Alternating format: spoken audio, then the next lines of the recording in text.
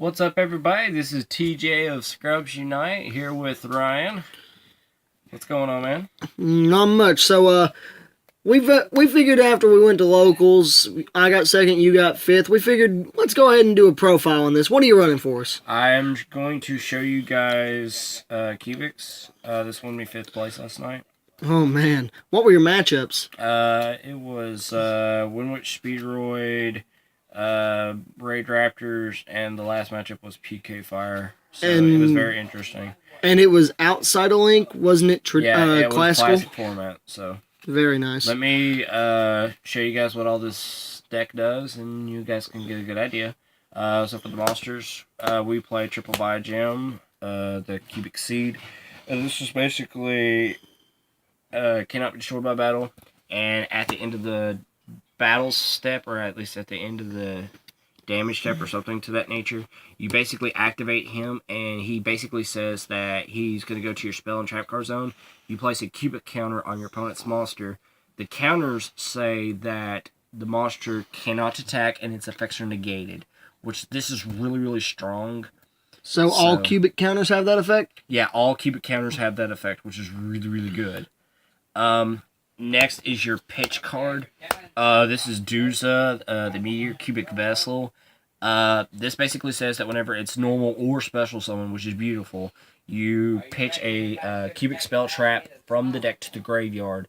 So 9 times out of 10, if you open up with him, you want to pitch your unification first at all cost, because eventually your opponent will run this over no matter what, because this is 16-16. As much of a nice stat line as that is, it will get run over. So when it gets run over, or if it gets blown up, or if it just in general leaves the field, which is beautiful, you basically go ahead and you ditch this to the grave, activate unification, you get your second one off your opponent's turn. And then it pitches for Karma.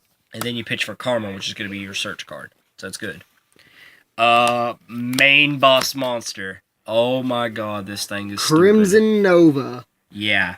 It's a 3k wop stick and attack twice during each battle phase, and at the end phase, it burns both you and your opponent for 3k. Super strong card. Next, we play 2 Dark Garnax, the Cubic Beast, and yes, this one's the misprint. This is okay of a card. I'd say it's not all that great, but it's better than nothing. It's just another Cubic in name. Garagile, the Cubic King. This is an 800 burn and an 800 attacker. I guess it's okay. Blade Garudia is just another Cubic Beast in name. Becomes 2k, and I believe it can attack twice during each battle phase. And then Buster Gundle, the Cubic Behemoth. This is the one. This is the hardest one to bring out, but once you bring it out, it's ungodly. And plus, it's another Cubic in name. Next for spells. Foolish Burial Goods, because you need to pitch away Karmas and you need to pitch away your Unifications. And it's deck trimming 101. Cubic Karma. This is an attack buffer, and this is also your search card. Fusion Conscription, because you play this guy. The Crimson Nova Trinity. And you need to try to search him out as fast as possible. This is the way to do it. Triple Cubic Wave. Again, with the Karma and this right here, it's just another Cubic thing. But this is also, like, this cuts your opponent's attack in half, and it doubles your attack. This is stupidly good, and it's not once per turn. Triple Magic Cylinder for the trap lineup. This burns for game really quickly. Triple Heavy Storm Duster. I hate back row. This is the perfect answer. And because Twin Twisters aren't really necessary when you can just go draw face Storm Duster. Yep. Triple Unification of the Cubic Lords. Again, this is just another Cubic card in name. And it's a poly. And it's your polymerization. Also, it's your card that basically lets you summon a level 4 or lower Cubic monster, ignoring summoning conditions. So you can start everything off, and when you come down to your last one, you can go into Buy Jam, and that's your best meat shield buffer. Next, the oldest card I could think of possible with this deck. Barrel Behind the Door of all cards, and this card is actually stupid, crazy good with Crimson Nova, because when you activate the effect of Crimson Nova at the end phase, you chain this in response. This is Chain Link 3. Well, actually, it's just spell Chain speed Link 3. Spell speed 3. This is the hardest card to answer. The only things I've seen to date that can answer this is Seven Tools of the Bandit and I Dark believe Bribe and Dark Bribe Wiretap. and Wiretap. This is good and it helps. And last but not least, the biggest attack hate is Blazing Mirror Force because burn for damage and clear board. Like, if anybody's willing to swing in on a Crimson Nova, it's It guaranteed better be 15 doing burn. something.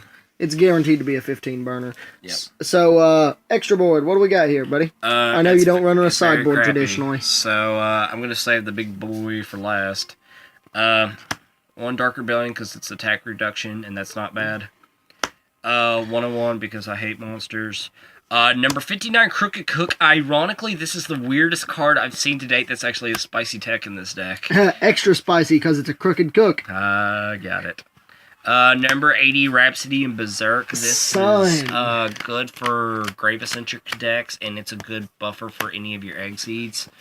Your next card you want to go for is Antitopian. Again, this flips them all into defense mode, and it's a good 2,500 wall to try to answer to. Your next is Abyss Dweller, because again, anything that activates in Graveyard, you have to have a second option. This is for anything that likes to summon out big level 5 or higher monsters on Cyber Dragon, Outland. Cosmo, all Yeah. are put on notice by Steel Swarm Roach. Yeah, basically. Diamond Dire Wolf, because I hate back row, and I think I've got a beast or two here in the deck, so this is good. Garudian. Yeah, and a few others. Gakuga Samurai for the OTK. I hate being targeted, so Karen Gorgon. And finally, the biggest boss monster of the whole extra deck itself is Crimson Nova Trinity, the Dark Cubic Lord. That attacks 3 times, and on attack declaration, it cuts your opponent's life points in half. It's 4,500. And It you cannot- take any effect, and if you take any effect damage, your opponent takes damage equal to what you take. So basically, even if you could, like, somehow later on resolve, like, a Crimson Nova that somehow magically comes back after you fusion summon for this, is when you take 3k, your opponent's going to be taking 6k. Monster It's- Reincarnation's a possibility with that, wouldn't it? and the one good things, the one bad things, and the one things that change. Good thing about this deck, oh good lord, the life points go away so quick on your opponent. The bad thing, oh crap, your life points go so fast on this game if you're not careful. I mean, usually with a Crimson Nova, the game doesn't go past turn 5. Yeah, and the one thing I would like to change about the deck, I saw this in a deck profile not that long ago about the deck, is Recurring Nightmare, which says you add 2 darks. Recurring Darkness. Or Recurring Nightmare, Recurring Darkness. It basically says that you can add 2 dark monsters with 0 defense. So you get back your Crimson Nova, or for that matter, if you really badly Your want to. Vijams. Yeah, the Vijams, which is really important. So, yeah. That's basically it for the Cubics. Anything else you'd like to bring in on it? Shout outs to all of our Scrubs Unite crew. Well, I made it 5th place, boys. We're working there. The meta put on notice by Cubics and Wangu Stun. Yep. But that'll be all for us, YouTube. That'll be Ryan and DJ signing off on Scrubs Unite. Peace.